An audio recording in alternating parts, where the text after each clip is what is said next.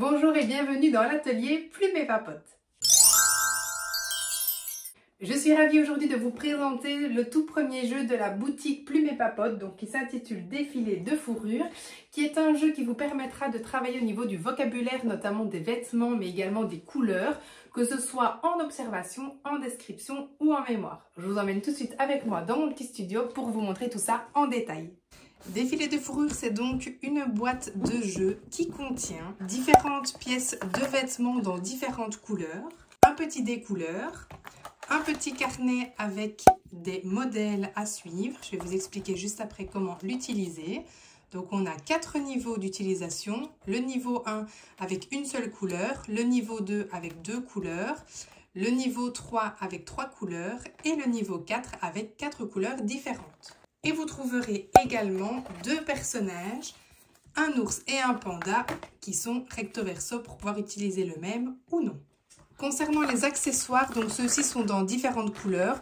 Vous trouverez donc par exemple 4 casquettes dans 4 couleurs différentes, mais également d'autres accessoires qui se ressemblent. Donc vous allez avoir une casquette et un bonnet jaune, une casquette et un bonnet vert, pareil pour le bleu et le rouge. Le but étant donc de sélectionner les bons vêtements dans les bonnes couleurs. Voici donc les 4 couleurs différentes ainsi que les 8 pièces de vêtements différentes. Vous allez donc avoir ici bonnet, pull, pantalon, pantoufle, casquette, t-shirt, short, basket. Et donc à chaque fois, on a 2 vêtements qui se ressemblent et qui peuvent donc porter à confusion. Ce qui permettra donc à votre enfant de stimuler sa concentration, son attention, mais également son inhibition, c'est-à-dire de ne pas aller trop vite pour sélectionner le mauvais vêtement en fonction du coup du modèle sélectionné. Pour jouer, vous choisissez donc ensuite votre personnage, donc soit le panda, soit l'ours, et puis vous allez sélectionner un modèle à réaliser. Donc je vous conseille évidemment de toujours cacher le deuxième pour ne pas avoir trop de perturbations. Avec les plus petits, vous allez jouer avec le modèle sous les yeux que je vous propose de placer du côté gauche pour déjà travailler ce qu'on appelle le balayage visuel. C'est un prérequis à la future lecture de l'enfant. Petite astuce d'ortho au passage.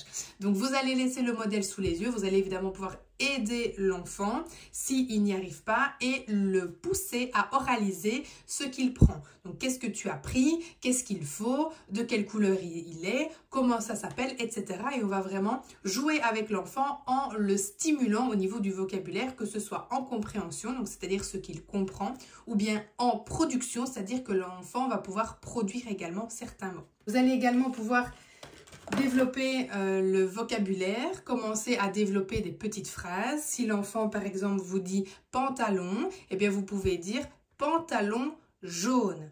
Le panda a un pantalon jaune. Mets le pantalon jaune sur le panda, etc. Et à force de faire des petites phrases comme ça, vous allez vraiment pouvoir stimuler votre enfant.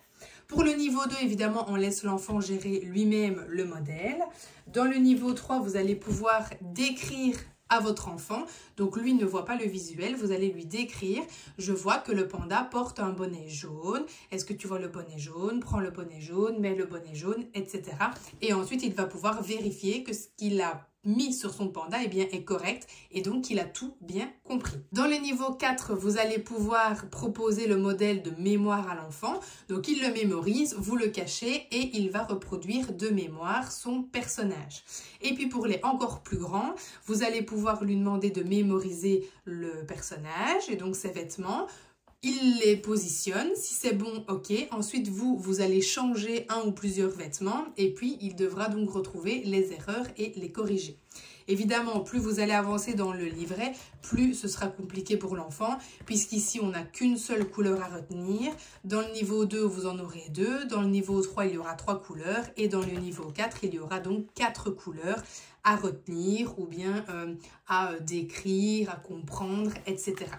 Une autre possibilité de jeu, c'est en utilisant donc le petit dé couleur. Donc soit vous allez choisir un modèle et donc l'enfant doit lancer le dé jusqu'à ce qu'il tombe voilà, sur une couleur qui correspond. Donc bleu, il pourrait prendre soit la casquette, soit le pantalon, soit les pantoufles. Ou alors vous allez utiliser les 2 personnages, vous allez jouer à 2. Et donc là, c'est le premier qui aura réussi à habiller son personnage qui gagne. Donc ici, on n'utilise pas forcément de modèle. Vous allez prendre la boîte où vous allez mettre tous les vêtements et vous allez lancer tout simplement le dé.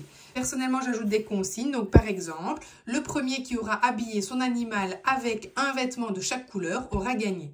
Et donc, il faut lancer le dé jusqu'à ce qu'on puisse tomber sur les 4 couleurs différentes, en sachant que le noir, on passe son tour et que le blanc, on choisit le vêtement que l'on souhaite. Vous allez pouvoir également utiliser d'autres consignes comme on place par exemple uniquement des vêtements d'hiver ou bien on place uniquement des vêtements d'été. On doit placer des vêtements d'été dans 2 couleurs différentes. On ne peut pas avoir 2 pièces bleues sur le panda, etc., etc. Et donc vraiment, on va pouvoir enrichir à 100% tout ce que l'on veut avec ce petit jeu qui reste très ludique. Et vraiment, vous ne devez pas l'utiliser en réfléchissant à quoi que ce soit. Le but, c'est vraiment de passer un bon moment en famille. Ce qu'il faut donc retenir, c'est que c'est un petit jeu qui vous permettra de travailler au niveau du vocabulaire, des vêtements et des couleurs, mais pas que. Le principe est très simple. Sur base d'un modèle, l'enfant doit habiller son personnage. Vous pouvez jouer seul ou à 2 et vous allez également pouvoir l'adapter de 1001 façons, que ce soit pour travailler le langage, le vocabulaire, la syntaxe, la mémorisation, la description, la compréhension et même les logicomates. Bref, voici donc pour ce premier jeu de chez Plume et Papote qui j'espère vous plaira. Je vous mets le lien en description et je vous dis à bientôt pour une nouvelle présentation de jeu.